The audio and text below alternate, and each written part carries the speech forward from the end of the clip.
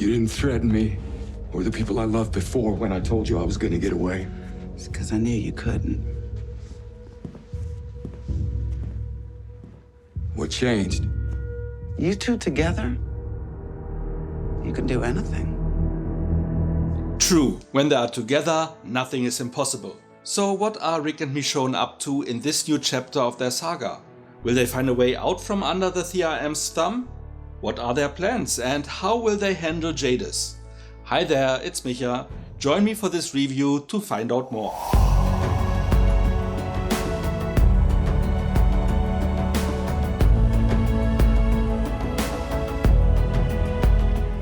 The episode starts with a flashback to a few months after Rick was saved by Jadis, with the two meeting up in the Civic Republic.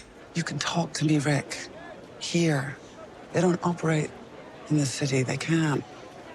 Much to their annoyance. Jadis reveals that she had a deal with the CRM to provide potential consignees, and that she saved Rick because she owed him. So she took a chance on him not betraying her. While she believes in the long-term vision of the Republic to rebuild society. But I did save your life. That is what happened. Rick feels trapped and just wants to go home. We then jump to the recent past, where Rick recruits Pearl Thorne to help him get Michonne into the consignment program, without revealing his relationship to her. Next, in the here and now, the conversation between Jadis and Rick from the last episode continues, where she states she can't allow the two of them to escape. Firstly, because it may fall back on her, and secondly, because she is a true believer. Why? Why? Security and secrecy above all. Is there a deal to be made? You clean it up. No. I'm a believer, Rick. While Michonne struggles to hide her strength, Rick soon realizes that while they can't get out together, he still can get her out by making everyone believe she is dead.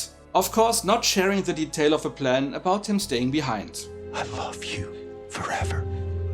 If you love me, you'll go. However, when Michonne realizes this, she doesn't go along, not willing to leave Rick behind, but also being majorly pissed off by this gambit, to the point that after Rick's clumsy attempt to explain himself, she even questions if it was the right decision to stay. I had a chance to go home, but I couldn't do it without the brave man. Maybe I should have. But by her encounter with the artist who once painted her image on a broken cell phone, she was reassured again. He found you. Now I'm looking for him. Later, chosen for a special assignment by Thorne, Michonne breaks protocol, saving the mission, but leading to Pearl almost killing her. 10 delts less. Telling Rick that she is done sticking her neck out for her. Take the consignee back. I don't want to see it again. Knowing now that they have no future here, Rick breaks up with Michonne. It's over. Everything we had is broken. You hear me? Or better, tries to do so, because seeing right through him, on their way back she takes matters into her own hands. Well, I was expecting a Jadis flashback, and got it.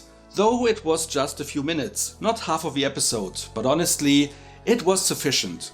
More time for the main plot, I thought. However, even though there were some great emotional points and strong acting at hand, many of the reasons behind those plot points felt a bit forced and unnecessary. First off, why did Rick not share with Pearl who Michonne was? Asking her to vouch for a stranger seems like more of a stretch than for someone Rick trusts, and the risk for Michonne and Rick wasn't really lowered that way. Quite the contrary, actually, as otherwise Pearl would likely not have even considered taking Michonne out. Secondly, Rick should have known that Michonne wouldn't leave without him. That was borderline stupid, both regarding his character and the script. Especially without telling her why. In the event of my untimely demise, I just put a little file among my possessions telling them everything they need to know about you and all the people that you love. Maybe she would have left if she understood that if they both get away, Jadis may kill all their friends and family. Which may now happen as they are both on the run now. Well done, Rick. The whole unnecessary secrecy this week was such an overused TV show trope, only meant to artificially create tension and drama. This could and should have been done much smoother. There were some nice payoffs though, I agree. Like Michonne apparently having bested Rick's walker killing record while being angry as hell. Or the cool ending of her just throwing them both out of the helicopter. Still, they could have achieved those moments in a more logical way that would have stayed truer to their characters. Why aren't you working consignment? It's me. Right, me. Giving them me. Another plot point that didn't make any sense: why was Jadis allowed to skip being a consignee just because she brought in Rick? As he was brought in as a bee, and bees are a dime a dozen, why did he make a difference? I would have understood it if he was the last to fill a quota of people Jadis delivered. I mean, only Okafor was interested in Ace, and Jadis, being a believer, wouldn't have thrown in with him.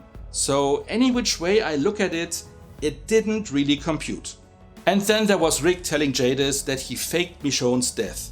I get it that Jadis is too smart to believe they both died all of a sudden, and she likely would have questioned even just one death. But earlier she clearly stated that as a believer she would be obliged to kill everyone who knows about Philadelphia and got away. So she playing along shouldn't have even be a consideration. It is those things that really bug me, especially if they could have been easily avoided by a little bit of creative storytelling. It was still a solid episode, just not as great as the previous two. Regarding the title, Bye, being the third one in the phrase years gone by, we still saw a few flashbacks. And the reason for the twist of spelling bye, B-Y-E, was that saying goodbye was a theme throughout the episode.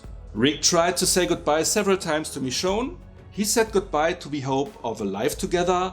We say goodbye to Okafor via a funeral ceremony, and at the end, Michonne sent herself and Rick bye-bye flying through the sky.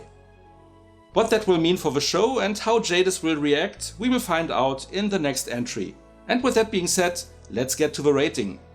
Like I said, regarding emotional aspects and payoffs, this was another solid entry. Just the storytelling felt a bit off, with most characters acting, well, out of character. It somehow reeked of last-minute rewrites, as if they actually planned to tell us more about Jadis and her backstory, and then decided to invest that screen time into the bogus Let's Get Michonne Out, but without Rick's storyline instead. A plotline that couldn't really lead anywhere and ultimately didn't change a thing within our main characters. Overall, the inconsistencies in this episode distracted me enough to impact my enjoyment of the rest of the chapter. With proper writing, this could have easily been another 8 out of 10, maybe even a 9, but as is, there was more than just a little room for improvement. It was for sure entertaining, so let's go with a 6.5 out of 10 for this one. With a 0.5 added mainly due to the end gag of the episode. Not a stellar score, though for your run-of-the-mill show, it would still be a great rating. However, for this show I was hoping for a bit more. Fingers crossed, the next one will make more sense again. What about you? Were you distracted by those inconsistencies, or could you easily ignore them? Or do you think I misunderstood something? If so, how did you understand it? Whatever you like to share, let me know in the comments. And if you enjoyed this video, feel free to like, share or subscribe. So much for now, see you next time and thanks for watching. We then jump to the recent past, where Rick was such an overused, distracted me enough to impact my enjoyment, but also being majorly,